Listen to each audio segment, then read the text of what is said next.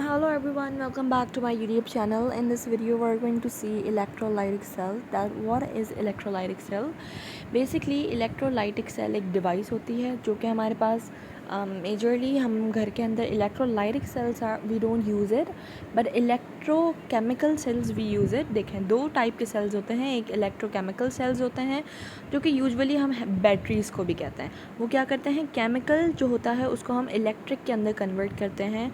हमारे घर की यूपीएस बैटरीज़ के अंदर भी होता है. लेकिन इलेक्ट्रोलाइटिक सेल्स जो होता है वो इलेक्ट्रिकल एनर्जी को केमिकल एनर्जी के अंदर कन्वर्ट होता है और उसके बीच एक प्रोसेस होता है जिसको हम इलेक्ट्रोलाइसिस कहते हैं. और वो होता है इलेक्ट्रोलाइटिक सेल जो होता है वो एक डिवाइस होती है जो कि यूज़ इन इंडस्ट्रियल प्रोसेसेस. तो इलेक्ट्रोलाइसिस इसके अंदर एक प्रोसेस होता है. Electrolysis is basically a process जिसके अंदर हमारे पास इलेक्ट्रिक करंट का यूज़ हो और वो टूट जाए कैटाइन और एनाइन के अंदर. For example if you take the example of Na और Cl के अगर अंदर से हम इलेक्ट्रोलाइसिस प्रोसेस करेंगे, मतलब रिडॉक्स रिएक्शन करेंगे जिसके अंदर रिडक्शन और ऑक्सीडेशन होगी, तो उसके अंदर से आइंस आ जाएंगे. एक कैटाइन आ जाएगा और एक नेगेटिव आइन आ जाएगा एनाइन.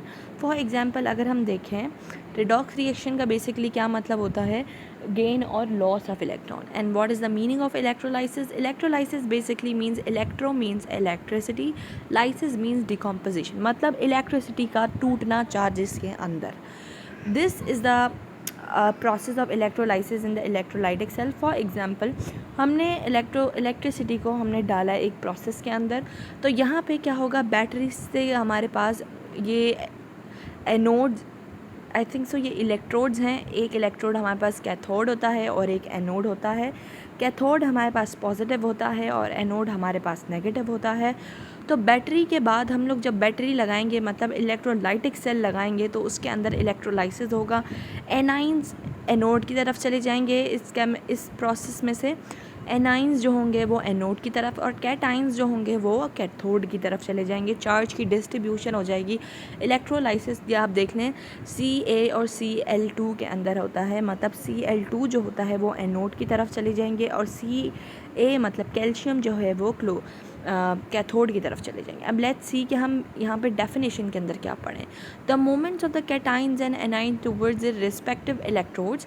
कैटाइन और एनाइन का उनके रिस्पेक्टिव इलेक्ट्रोड्स की तरफ जाना. All chemical changes in the electrolytic solution. Electrolytic solution के अंदर under the influence of a electric current को पास करेंगे तो ही हमारे पास इलेक्ट्रोलाइसिस होगा और उसको ही हम इलेक्ट्रोलाइसिस कहेंगे. मतलब किसी भी सोल्यूशन के अंदर करंट को पास करने से चार्जेस का डिकम्पोज होना टूटना, अपने रिस्पेक्टिव चार्ज की तरफ जाना, उसको हम इलेक्ट्रोलाइसिस कहते हैं. अगर हम किसी इक्वेशन को देखें तो आप देखें कैल्शियम है, कैल्शियम के अंदर यहाँ पे रिडक्शन हो रही है हमारे पास. इसके अंदर रिडक्शन एट कैथोड, मतलब पॉजिटिव की तरफ. अब देखें रिडक्शन हो रही है तो रिडक्शन के अंदर हमारे पास क्या होता है,